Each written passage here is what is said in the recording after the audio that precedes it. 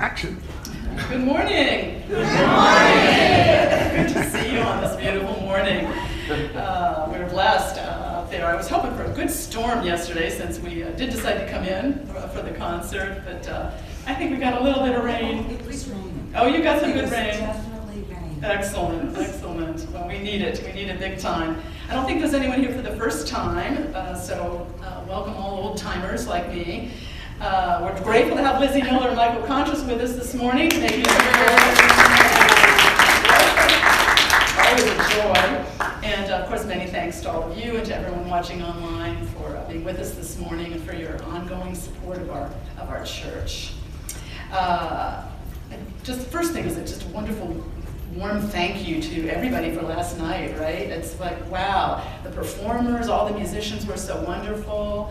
The food was wonderful that all our members and friends brought in. There was quite a spread. I think we had every seat in the house filled last night. It was just really a wonderful concert and grateful. Joe was working overtime doing AV and accompanying people, and everything went really well, and it was just a beautiful evening. So many thanks to everybody, all the performers, all the cooks and bakers, and everybody that came. All the assistant audio people.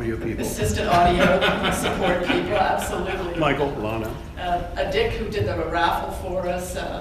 So it takes a whole village to make this kind of thing happen, and it really was very successful. I think there'll be yoga this Thursday as usual in terms of upcoming events. Yogi Tamra does that every Thursday at 1 in the fellowship room back there. And it's on a donation basis, 1 o'clock on Thursdays. And really glad to announce that in 2 weeks, licensed Unity teacher Elizabeth Betzel will be back with us. She's going to guest speak on September 1. It's been a while since we've been able to see Elizabeth, so it would be nice to welcome her back. And I did want to mention, I know some of you are Bill Cohen fans, as we are. I love Bill's music and his concerts. He has a concert coming up on September 1 in the afternoon, late afternoon, 4 to 5:30. Concert for a Meaningful Labor Day. And it's a concert about putting meaning back into the Labor Day holiday by singing the praises of all the workers who make our lives richer by doing their everyday jobs. And the location is the Mennonite Church at 35 Oakland Park Avenue. And they're requesting a $15 donation at the door. 4 o'clock on September 1, Sunday. We've been to that concert before. I think this might be his second year for it. It's really uplifting. And I think that's about it. So let's take a breath, begin to think about prayer and who or what we're lifting up in our minds and our hearts and holding in prayer this morning. And Lizzie will lead us into prayer with a song by Michael God, I Will Make a Quiet Place. I will make a quiet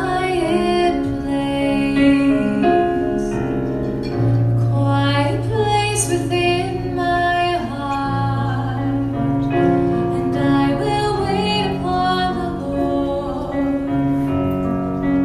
wait upon the Lord.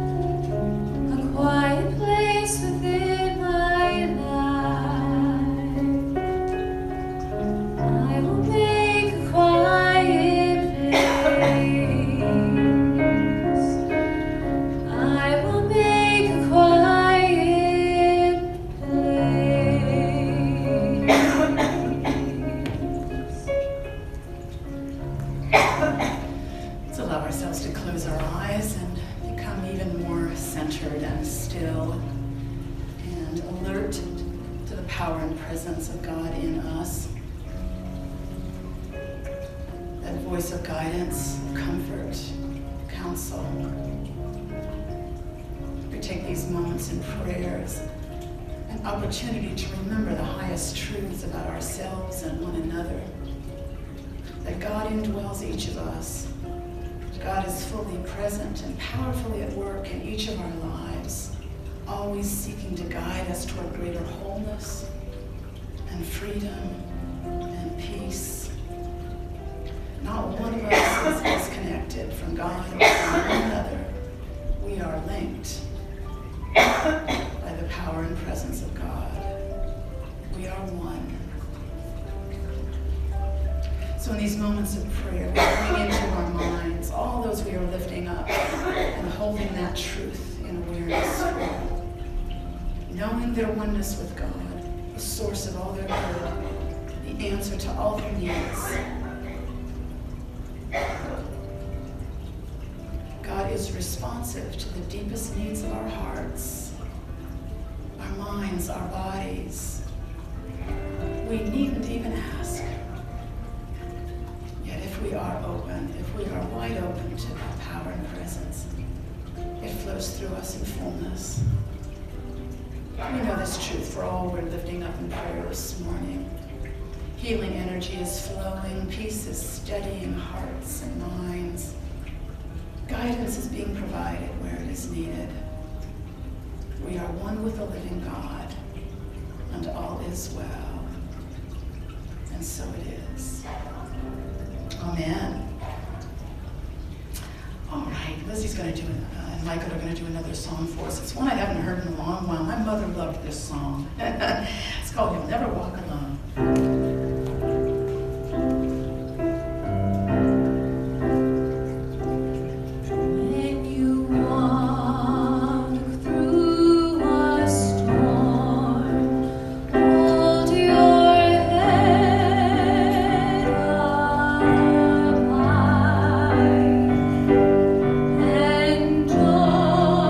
Afraid of the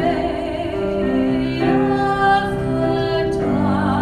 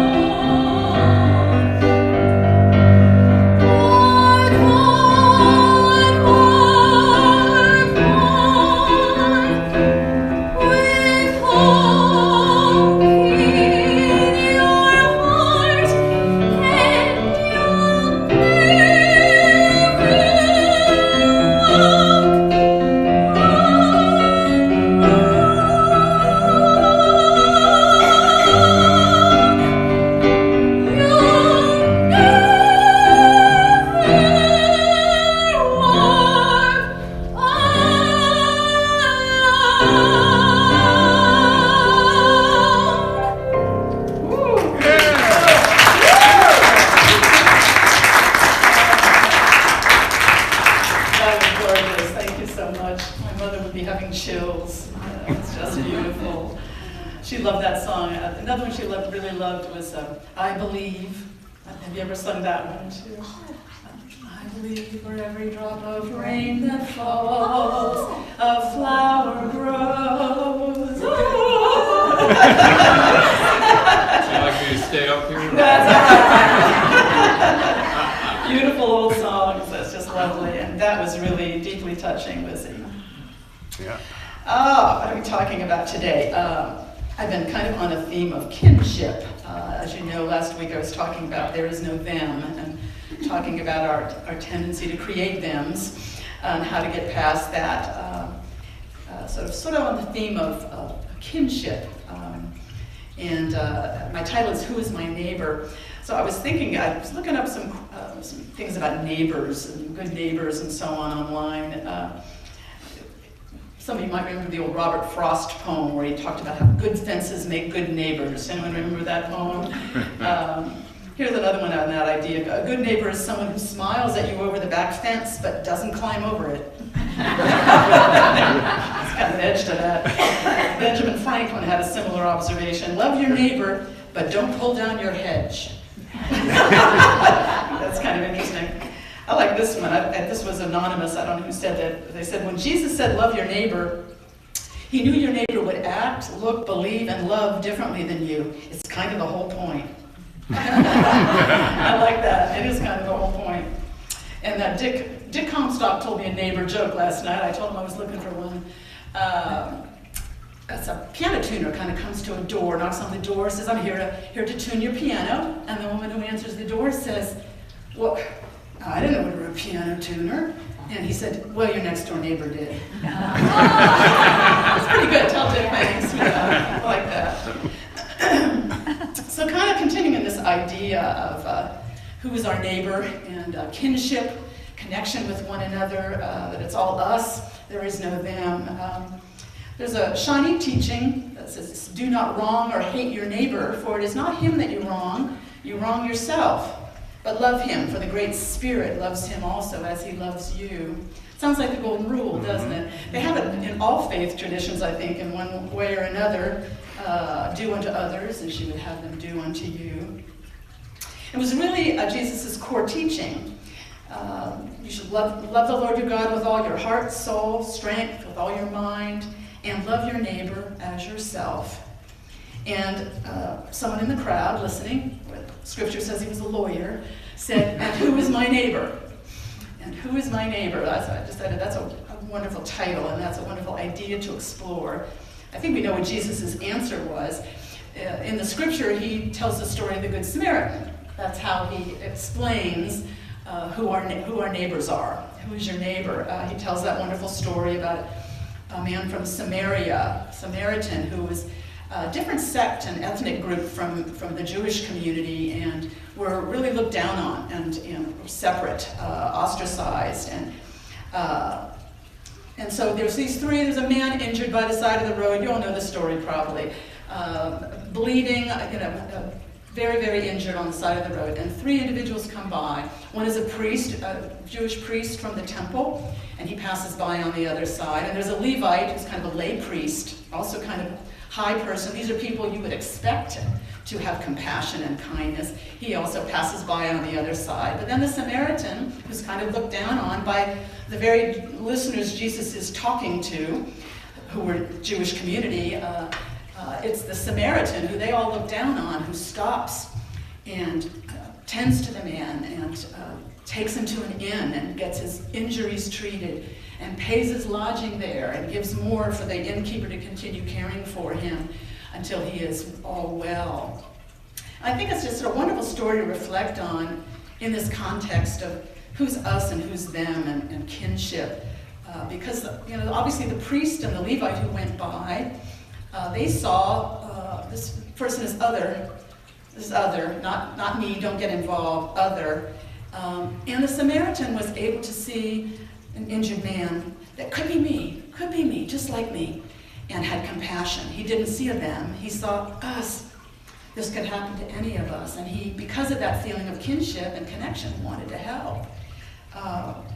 That's what he was trying to teach, I think, in this core teaching about loving your neighbor as yourself. And we're still working hard on this core teaching of Jesus, aren't we? How to perceive us all as neighbors, as all in this together. How do we cultivate that?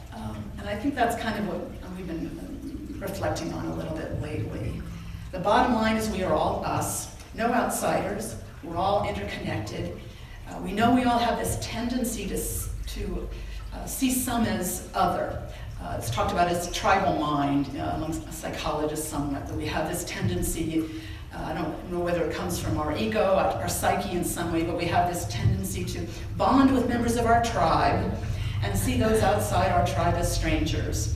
And so that's what we're working with, trying to get past, trying to put those boundaries down, those fences, bring those down and realize our kinship. There isn't any them.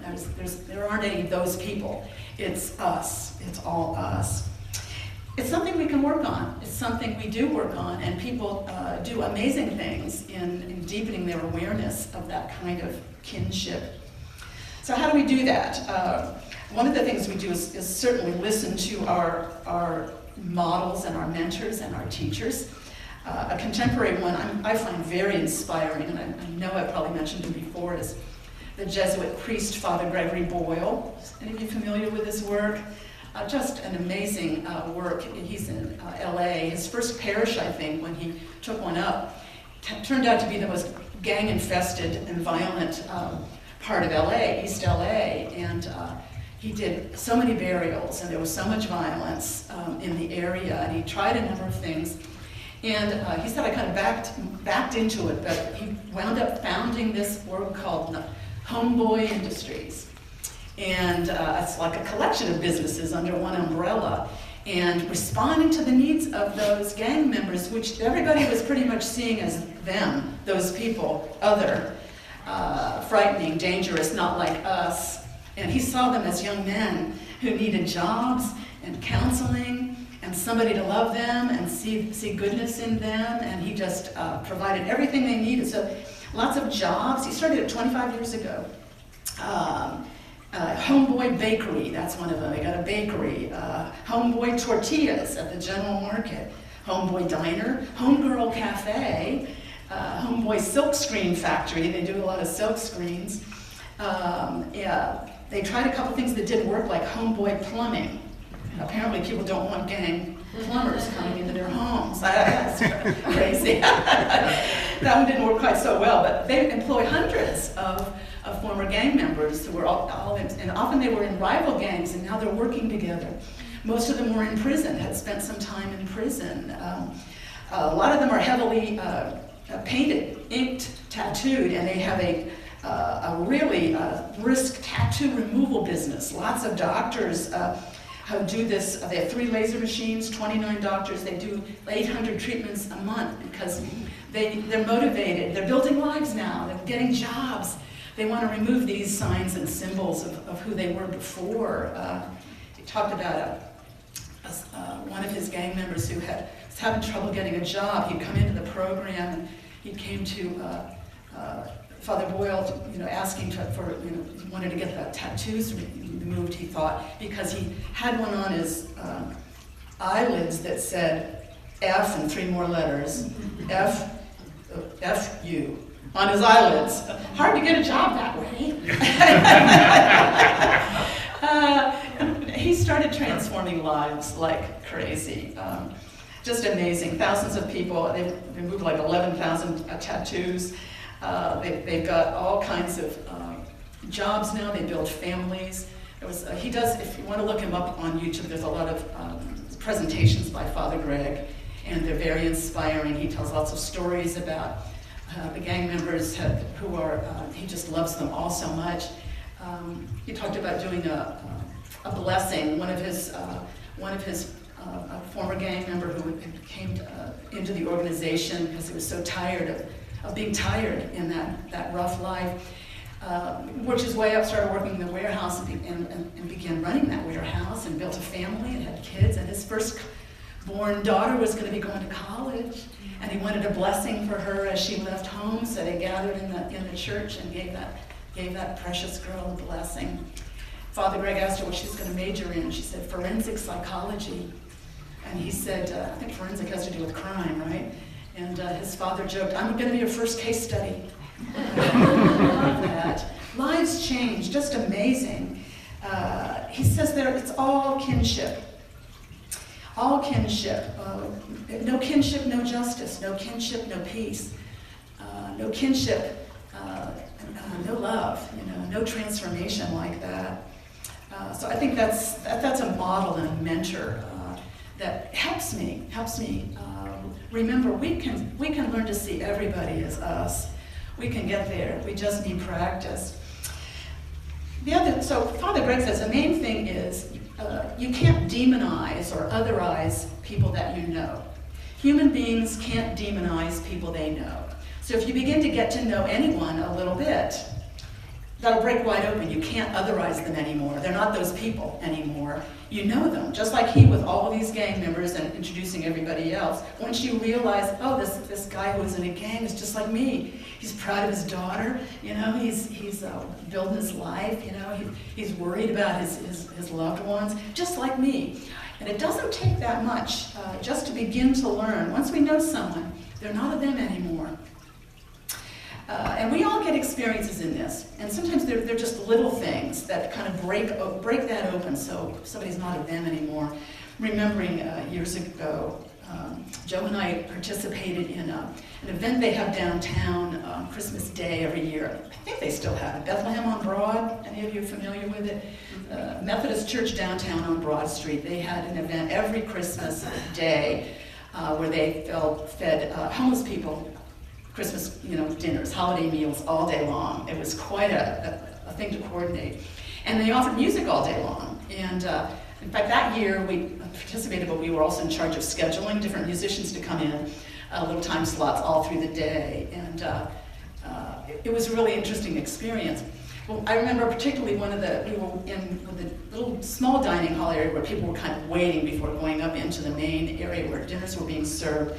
And we were making some music there, and there was kind of a little elevated area, there was a piano, and Joe had his guitar. We took in all of our Christmas songbooks, looking through things, and these guys and women and men were coming around and flipping through the books and requesting their favorites, and they were a rough-looking bunch. They were pretty much all living rough. They were probably all homeless folks. And I remember a guy coming over, and he just was like, "Oh, do that one. That's my favorite one. My favorite things." I didn't even realize that was a Christmas song. He said, "Oh yeah, that's a wonderful Christmas song. Do my favorite things." And I remember we just kind of bonded. We did it as best we could. And I remember just bonding with this man. He was maybe in his 40s or something like that, over, Raindrops on Roses and Whiskers on Kittens and that beautiful song. And realize it's just one of those moments your fences drop and you realize, it's just like me. It's just like me. We're the same. These are our favorite things. These are the things we love. Those are powerful moments. We had similar moments like when we were singing in the Harmony Project choir, like you are now, Lana. So we were singing right alongside homeless folks and realizing we had the same love of music, the same need for community and love of community, and we're the same. We're all us. So seize those opportunities to get to know somebody a little bit that's a little bit outside your usual framework. It could be somebody you pass by on a corner who's asking for a little money. Chat a little bit maybe, find out a little bit. They won't look the same. They won't be an other anymore. They'll be more just like you. The other thing we can do is we can work with others to accomplish something. And churches sometimes provide wonderful opportunities for that. Whenever you work with others on a common good, a common project, fences drop, boundaries drop. You're all on the same page, you're all on the same wavelength. It's the joy of community action. And we've had chances in the church with an ill congregant to all rally together, coordinate visits and food drop-offs and things like that. It's very community connecting to have an experience like that. And the barriers, they just don't matter anymore. Who somebody is, where they come from, anything like that. We're on the same mission. We've helped people move, yes? Sometimes multiple times, because moving is hard, and it's a community action thing that it feels good to connect in a way.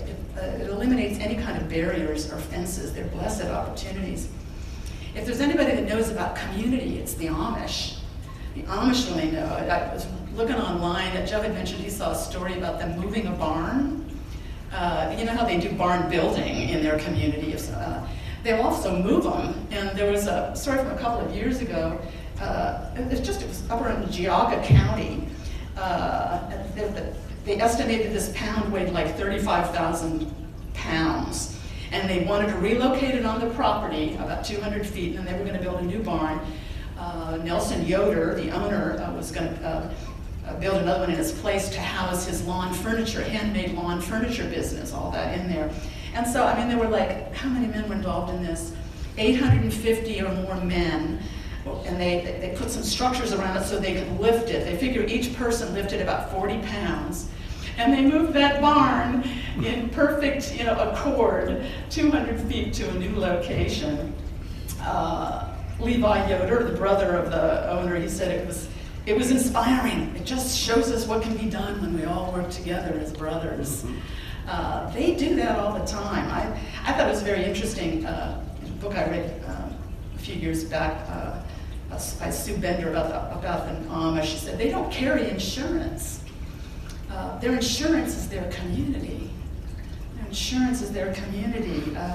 So like when and something happens and they need to let go, some torrential rains were expected and the hay crop was going to be ruined by all of them. Community got into action and they went house to house, gathering in that hay crop, getting it into storage, worked all day through the community to move all that hay into storage so no one would lose their crop. And at the last farmhouse, they all shared a hearty meal and they all went home tired and happy. That's good insurance, isn't it? That is good insurance. It's from a book called Plain and Simple by Sue Bender. That's remarkable, and that's a good feeling, that kind of kinship, that kind of feeling we're in this together, we can count on one another. And the last fight is really kind of a spiritual practice. I mentioned last week, I think, Pema Chodron, who's a writer, a Buddhist writer, I really enjoy her work, but she talks about just practicing that idea of just like me. Throughout our days, we have a tendency to see errors in others. Jesus was always saying, do not judge, But we have this tendency to see errors in others, forgetting that we have made often the same mistakes, similar ones.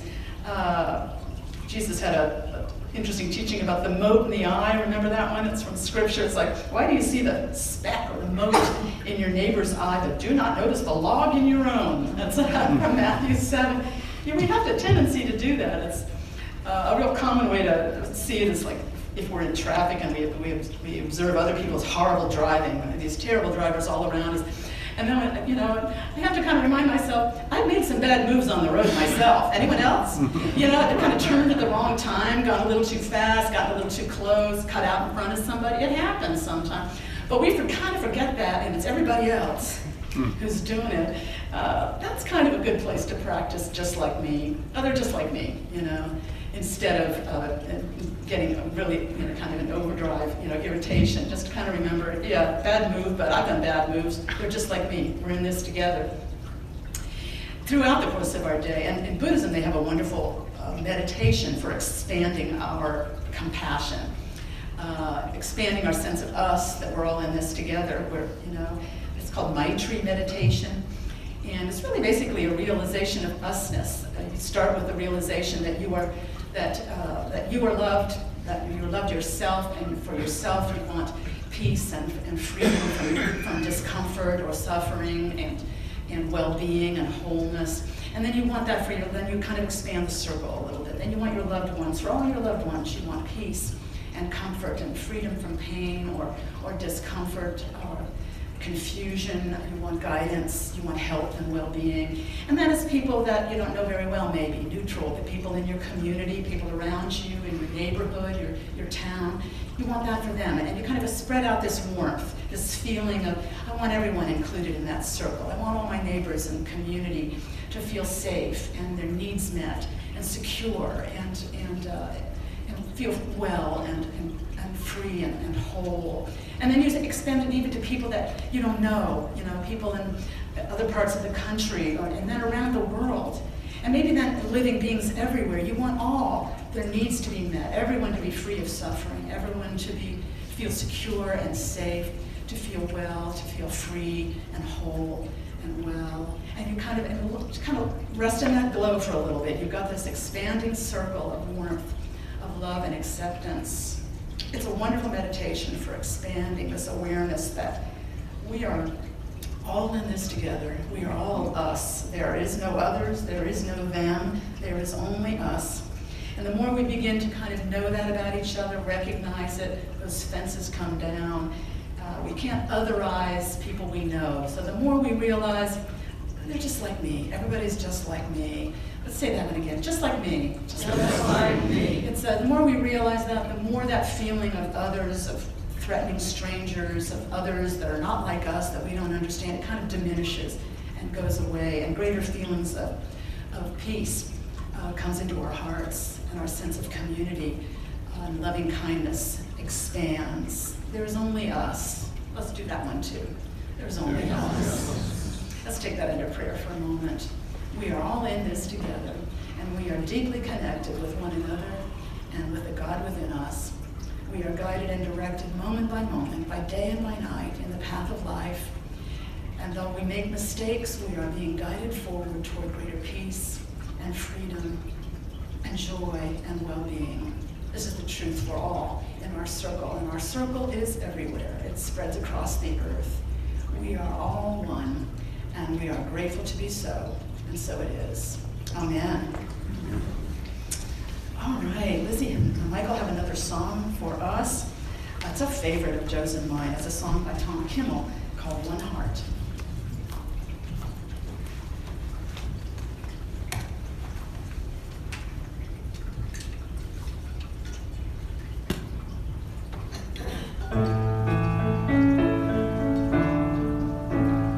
Well, the storm on the ocean is the rain downtown. The sun shines somewhere when the night comes down. The moon still dancing when the sky turns blue. And the love I'm feeling is the love in you.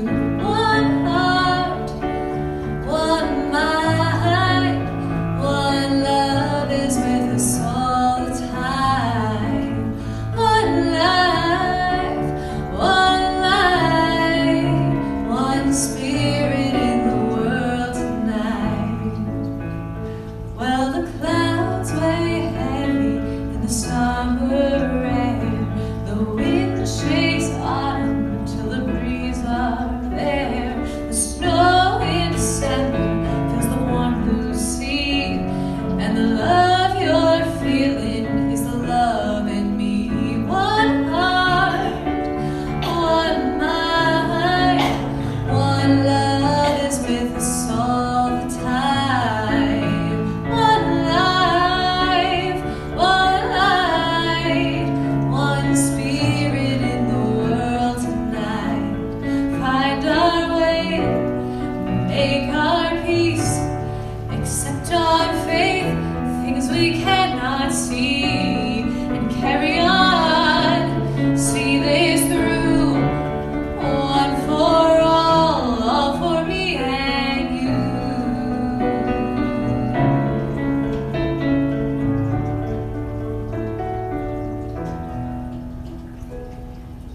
Now the song I'm singing goes a long way back.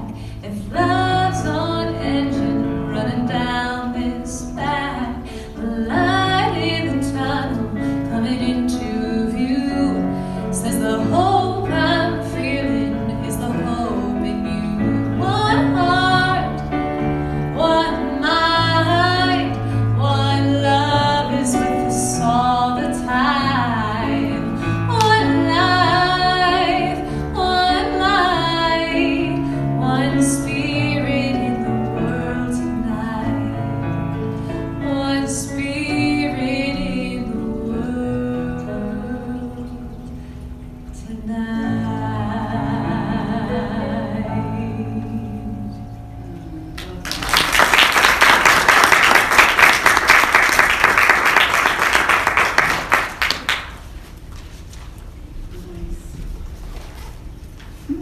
thanks, Julian, for that really timely message on kinship, something really important to hear, it seems, this time of our lives. And also thanks to Lizzie for the wonderful singing, thank you so much, and Michael for coming. Also to Joe, our AV technician. And also for Lana, the supreme vegetable preparer. And Candy and Barbie. We have some little treats out there. And so come back and have a cup of coffee and some chatting. It's all part of kinship. That's right. That's right. So, and then also, thank you for your tithes and donations. Briefly, again, yoga this Thursday, and it's amazing. We'll be really looking forward to Elizabeth coming in a couple of weeks. She's had a rough past few months, but I guess she must be on the mend. And also Bill Cohen's concert for a Meaningful Labor Day. I went last year. It was really great. I would highly recommend it. And that's on September 1st at the Mennonite Church. And any other announcements? Oh, Paul? Men's dinner Wednesday night, 6 o'clock at B. Cerritos in downtown Delaware. Okay. Very good. Exacto. They'll have to get along without us this week, right? That's right. Without you. Okay, well, I guess we'll just circle up now for the peace song.